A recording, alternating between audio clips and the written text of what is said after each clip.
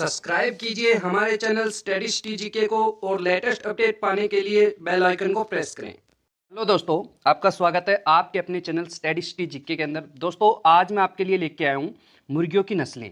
दोस्तों इसमें क्या है कि मुर्गियों की नस्लों से रिलेटेड हम कुछ चीज़ें फैक्ट जानेंगे दोस्तों इसके अंदर, मुर्गियों की नस्लों के बारे में, मुर्गियों के अंडों के बारे में, कुछ मुर्गियों के बारे में। ठीक है दोस्तों, तो सारी चीज़ें इसमें कवर करने वाले हैं और ज़्यादा ही डेप्थ के अंदर हम नहीं जाएंगे दोस्तों, क्योंकि हमें सिर्फ जनरल जानकारी होनी चाहिए जो कि एग्जामों में, सभी एग्जामों में पूछी जाती है।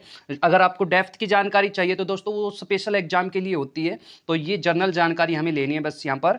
तो शुरुआत करते हैं दोस्तों, क्योंकि इसमें देखो दोस्तों क्वेश्चंस पूछे गए हैं हरियाणा के जो HSSC के जो एग्जाम्स होते हैं उसमें भी इसमें से क्वेश्चंस आए हुए हैं, वो मैं आपको बताऊंगा कहाँ से क्या क्वेश्चंस पूछा गया है अब तक।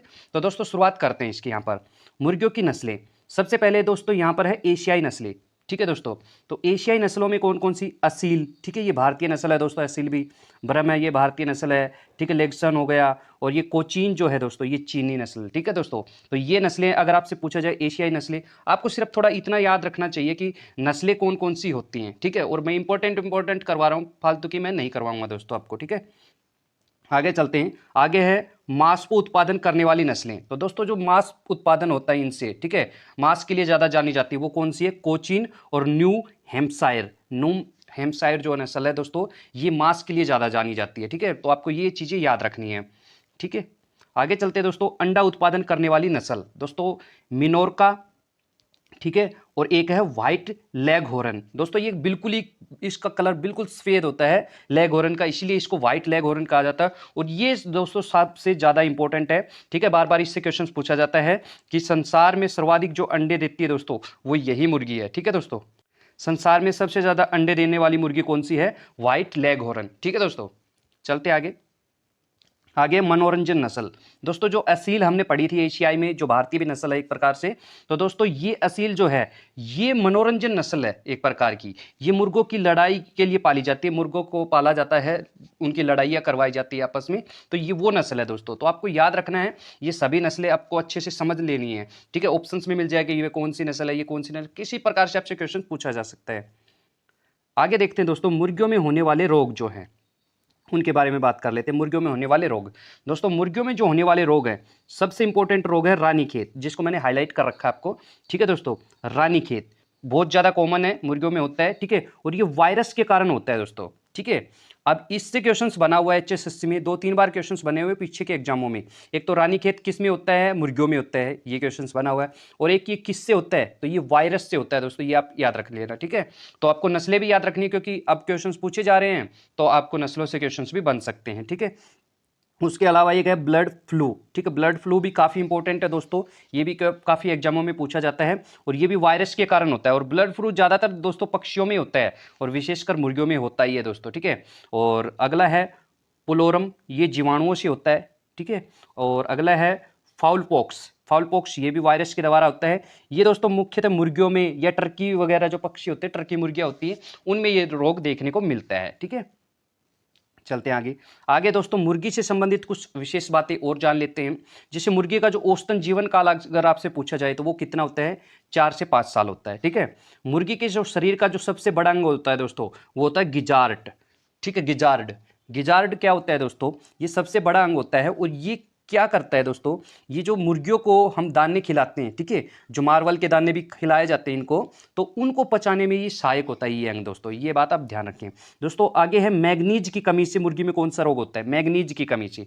ठीक है, वैसे रोग तो मैंने बता दिया आपको, अगर मैग्नीज की कमी से अगर रोग होता है तो वो कौन सा होता है? पेरोसिस। ठीक है, और जिंक की कमी से, ठीक है, जस्ता, जिसको जस्ता भी बोला जाता है, जिंक की कमी से होता है पैराकीटोसिस। ये भी आप याद रख लेना दोस्तों। ठीक है, आगे चलते हैं। आगे दोस्तों अंडे से संबंधित भी काफ़ी क्वेश्चन एग्जामों में बनते हैं दोस्तों, उनको जान लेते हैं। सबसे इंपॉर्टेंट क्वेश्चन है, अंडे का जो बाहरी खोल होता है दोस्तों सफ़ेद कलर का आपको दिखाई देता है। ठीक है, हार्ड कलर होता है, बाहरी खोल जो होता है वो कैल्शियम कार्बोनेट का बना होता है दोस्तों। ठीक है, ये क्वेश्चन काफ़ी बार कॉमन क्वेश्चन है, काफ़ी पूछा जाता है कि जो अंडे का बाहरी खोल होता है, ठीक है, वो किस का बना होता है? वो कैल्शियम कार्बोनेट का बना होता है। अब आपने ये क्वेश्चन काफ़ी कम सुने होंगे, लेकिन फिर भी आपको मालूम होने चाहिए, अंडे का जो मध्यम भाग होता है दोस्तों वो सेल्यूलोज का बना होता है। ठीक है, सेल्यूलोज का बनाता है। अगर भीतर का बिल्कुल भीतर ही भाग देखें जो पीले कलर का दिखाई देता है वो प्रोटीन का बना होता है दोस्तों। ठीक है, आगे जो अंडे का जो भार है ठीक है। औसतन भार भार अगर देखा जाए औसतन भार तो वो 58 से 60 ग्राम के लगभग होता है दोस्तों, ठीक है।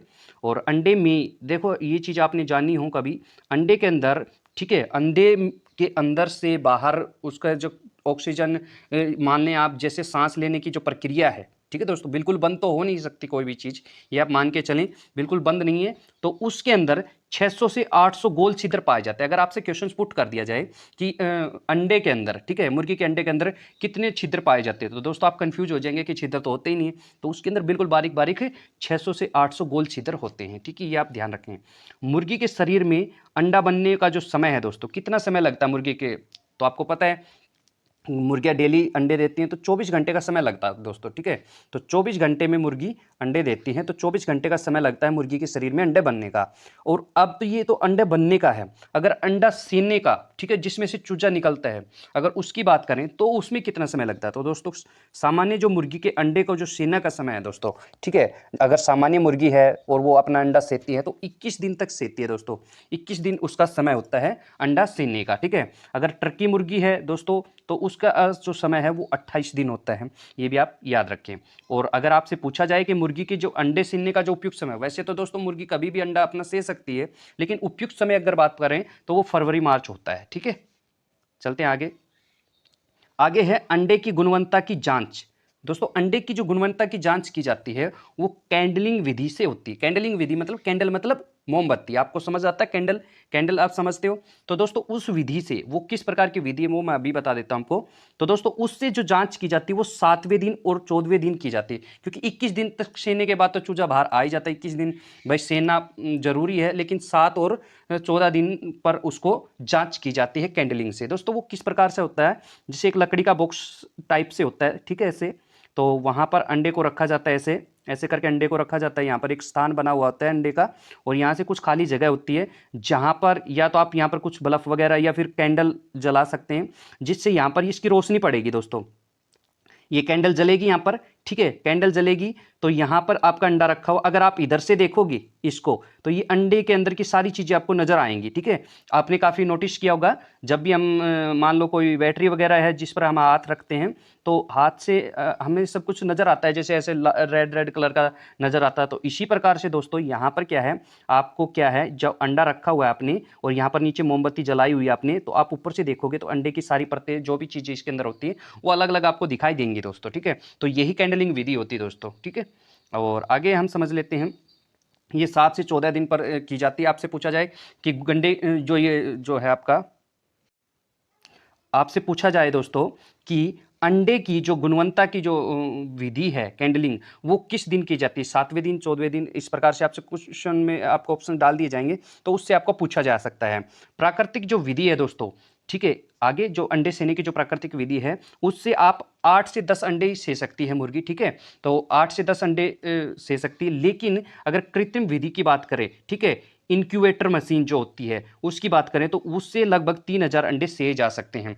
तो 3000 अंडे सेए जा सकते हैं, ऐसा आपसे पूछा जा सकता है कि जो कृत्रिम विधि इंक्यूबेटर मशीन से कितने अंडे सेए जा सकते हैं।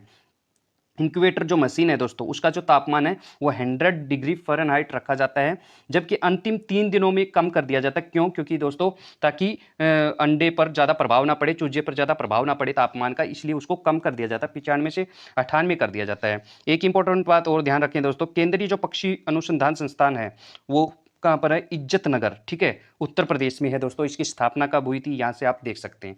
तो ठीक है दोस्तों, आज की वीडियो यहीं तक थी। आपको वीडियो कैसी लगी दोस्तों कमेंट करके जरूर बताना। मिलते हैं नेक्स्ट वीडियो में, तब तक के लिए थैंक यू दोस्तों।